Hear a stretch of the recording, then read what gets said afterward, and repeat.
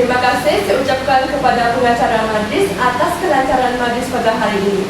Selamat pagi dan salam sejahtera saya ucapkan kepada Dr. Rusini dan rakan-rakan yang saya hormati sekalian.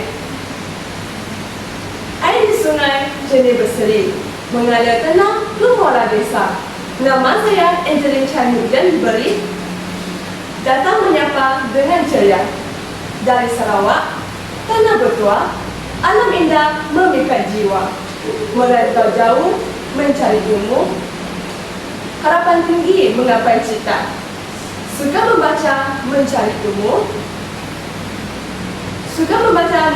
ilmu, berkongsi cerita di mana saja. Mari bersama erakan ukhuwah agar ceria sepanjang masa. Salam sejahtera saya ucapkan, moga bahagia semua di sini. Mari bersama-sama berkongsi fikiran agar manfaat dapat diberi. Dengan penuh rasa syukur dan penghargaan, kita semua dapat berdiri di sini atau datang berkumpul di sini untuk membincangkan satu topik yang amat penting pada hari ini, iaitu teknologi kawan atau lawan. Kini, teknologi telah menjadi satu aspek yang sangat penting dalam kehidupan seharian kita. Di Malaysia, kadar penembusan internet telah mencapai 97.4 di kalangan rakyat Indonesia. Dan pemilikan telefon pintar di kalangan rakyat Malaysia adalah hampir universal. Di kalangan rakyat Malaysia adalah hampir 99% rakyat Malaysia mempunyai telefon pintar dan 86% menggunakan telefon pintar ini sebagai akses utama untuk mendapat internet atau untuk mengakses kepada internet.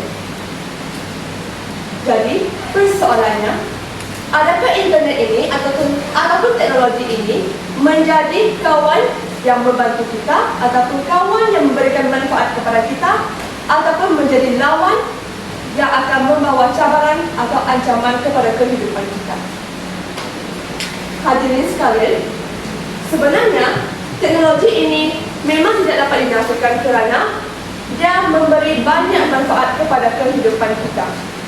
Dalam sektor ekonomi, kita boleh lihat sebenarnya teknologi ini telah menyumbang sebanyak 23.2% KDNT kepada ekonomi Malaysia pada tahun 2021 dan 23.2% ini akan dijangka meningkat kepada 25.5% pada tahun 2025. Dari sini, kita boleh nampak betapa pentingnya teknologi bagi sesebuah negara. KDNT di sini maksudnya keluaran dalam negeri kasar. Sekiranya KDNT ini meningkat, maksudnya ekonomi sesebuah negara tersebut sedang berkembang. Jadi, memang tidak dapat dinafikan kerana teknologi memainkan peranan penting dalam ekonomi negara kita. Selain itu, sebenarnya teknologi ini juga memudahkan komunikasi dan juga akses kepada maklumat. Dalam hal ini, pelbagai jenis media sosial dan juga aplikasi pesanan ringkas seperti WeChat, WhatsApp, Twitter, Instagram ini semua membolehkan kita sebagai pengguna untuk berkomunikasi dengan masyarakat lain di seluruh dunia dalam masa yang singkat, iaitu dalam sekelip mata. Hadirin yang saya hormati sekalian, selain itu, teknologi juga memberikan banyak manfaat dalam sektor pendidikan. Dan teknologi juga menjadi satu aspek yang sangat penting bagi pembelajaran moden pada hari ini. Hal ini dikatakan demikian kerana sebenarnya guru-guru dan juga murid-murid pada hari ini boleh mendapat sumber pembelajaran dengan lebih mudah dan lebih cepat dengan adanya internet dan juga e-platform pembelajaran. Contohnya Google Classroom. Selain daripada itu, kita sebagai murid-murid juga dapat berkomunikasi dengan guru atau menjalankan kelas dengan guru semasa untuk membuat kelas melalui aplikasi-aplikasi seperti Zoom dan juga Google Meet. Aplikasi-aplikasi ini telah membuktikan keberkesanannya semasa COVID-19. Semasa pandemik COVID-19, ramai guru-guru dan juga murid-murid akan menggunakan aplikasi-aplikasi ini untuk menjalankan kelas. Menurut laporan daripada UNESCO pada tahun 2021, masa itu kita sedang mengalami pandemik COVID-19. Masa itu, lebih daripada 1.5 bilion pelajar telah beralih kepada pendekatan pembelajaran atas talian. Masa itu, guru-guru akan memberikan kuliah atau memberikan kelas secara online dan juga memberikan tugasan kepada murid-murid secara dalam talian. Murid-murid hanya menggunakan aplikasi tersebut untuk menghantar tugasan ataupun menyampaikan pendapat mereka. Selain daripada itu, teknologi seperti AR iaitu realiti maya dan juga AI iaitu VR iaitu realiti maya dan juga AI iaitu realiti tambahan juga digunakan dalam pendidikan. AR dan juga VR ini akan membantu murid-murid memahami sesuatu kompleks pembelajaran, satu konsep pembelajaran yang kompleks dengan lebih jelas dan lebih mudah. Selain daripada itu, AI juga digunakan dalam sistem pembelajaran untuk menganalisis prestasi seseorang pelajar dengan memberikan maklum balas kepada murid-murid dengan segera. Hadirin yang saya hormati sekalian, bukan itu sahaja, teknologi juga memberikan banyak manfaat dalam pengangkutan dan juga logistik. Hal ini dikatakan demikian kerana pada hari ini kita sering menggunakan teknologi untuk menempah kereta dan juga memberi barang. Dengan adanya teknologi dan adanya navigasi GPS, para pemandu dan juga syarikat pengangkutan boleh merancang laluan perjalanan mereka dengan lebih efisien untuk melibatkan masa dan juga kos bahan api. Selain daripada itu, pada hari ini kita sering keluar dengan kawan-kawan, dengan keluarga betul. Dalam hal ini kita boleh menggunakan aplikasi-aplikasi seperti GrabCar dan juga AirAsia Ride untuk menempah kereta atau kenderaan di atas talian dan juga dengan mudah dan lebih menjimat masa. Selain daripada itu, AI juga meningkatkan kecekapan dalam pemrosesan dan juga penghantaran barang. Hal ini dikatakan demikian kerana dalam penghantaran barang dan juga pembelian barang ini, AI telah memperkenalkan satu fungsinya iaitu penjejakan masa nyata ataupun kita mengenalinya sebagai real-time tracking.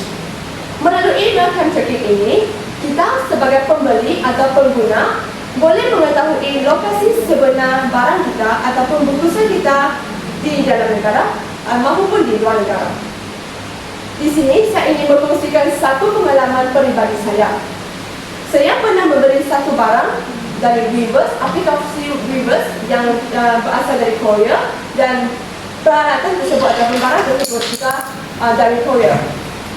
Melalui penjejakan masa nyata, saya boleh menjejaki atau mengetahui lokasi barang saya sama ada barang tersebut sedang berada di Korea ataupun di Malaysia. Ini telah menunjukkan betapa pentingnya teknologi dalam pengangkutan dan juga logistik. Namun, adakah anda rasa teknologi hanya membawa manfaat kepada kita? Tidak, betul. Sebenarnya, teknologi juga memberikan manfaat tapi juga memberikan keburukan ataupun ancaman kepada kehidupan kita. Salah satu ancaman yang terbesar kepada kita ialah keselamatan cyber. Di sini, menurut Cyber Security Malaysia pada tahun 2025, kita melihat sebanyak 1,550 insiden telah berlaku atau telah dilakukan pada suku keempat tahun 2024. Dengan penipuan dalam talian mencari ancaman yang paling ketara, iaitu mencatat lebih daripada 3,800 insiden ataupun laporan sepanjang tahun tersebut. Apakah ancaman yang dihadapi oleh pengguna pada hari ini? Ancaman yang dihadapi oleh pengguna hari ini boleh berlaku dalam pelbagai bentuk dan pelbagai cara. Contohnya, ancaman penculikan identiti ataupun pendalaman akaun peribadi serta organisasi. Selain itu, masalah ini juga semakin melibatkan dengan adanya pembangunan teknologi. Hal ini dikatakan demikian kerana AI pada hari ini semakin berkembang dengan pesat. Oleh itu, deepfake ataupun kita mengetahuinya sebagai video palsu atau audio palsu juga diperkenalkan pada hari ini.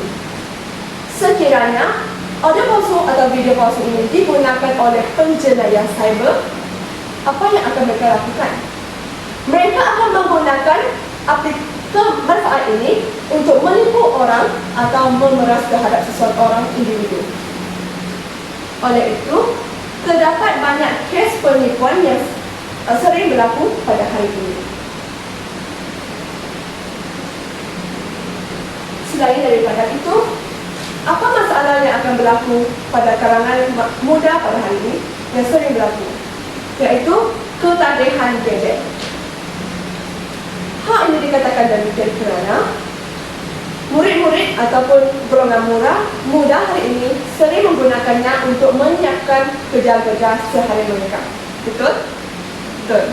Ya, kita akan menggunakannya untuk mendapatkan pelbagai manfaatnya, iaitu contohnya kita boleh menelefon sesiapa sahaja, mesej sesiapa, ataupun mendapatkan sumber ataupun mendapatkan maklumat daripada internet.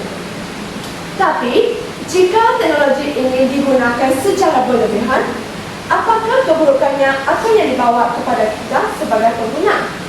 Contohnya, kita akan menghadapi pelbagai masalah seperti masalah penglihatan, gangguan tidur dan juga kurangnya aktiviti fizikal yang akhirnya akan membawa kepada penyakit-penyakit seperti obesiti dan juga gangguan metabolisme. Oleh itu, kita perlu bijak menagihkan masa supaya kita dapat memanfaatkan peranti-peranti ini supaya dapat memastikan kehidupan kita lebih berfaedah. Hadirin yang saya hormati sekalian, dalam tadi saya dah beritahukan sebenarnya teknologi ini telah memberikan manfaat dalam pengangkutan dan juga logistik.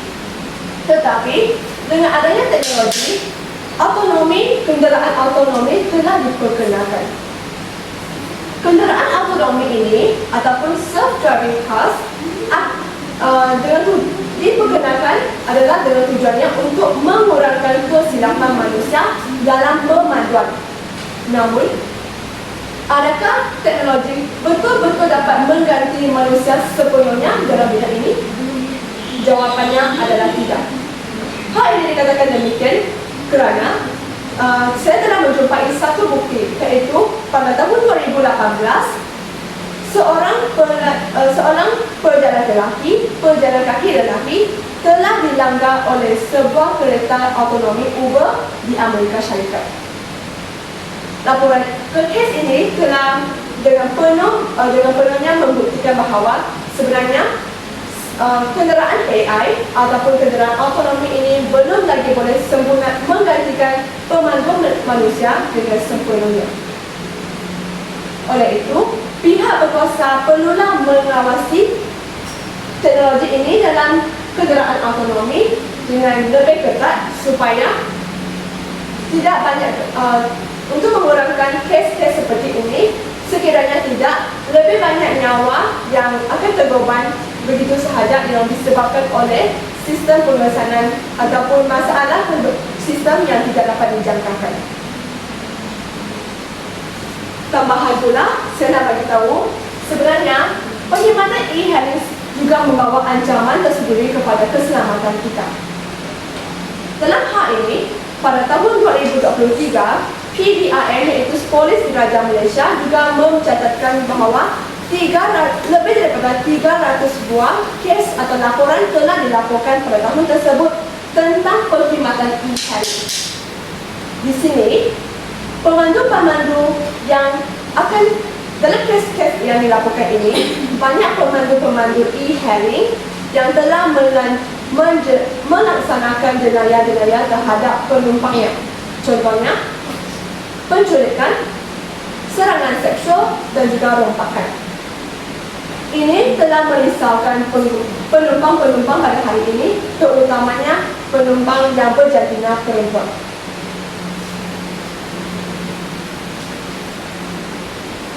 Jadi, kita sebagai pengguna ataupun kita juga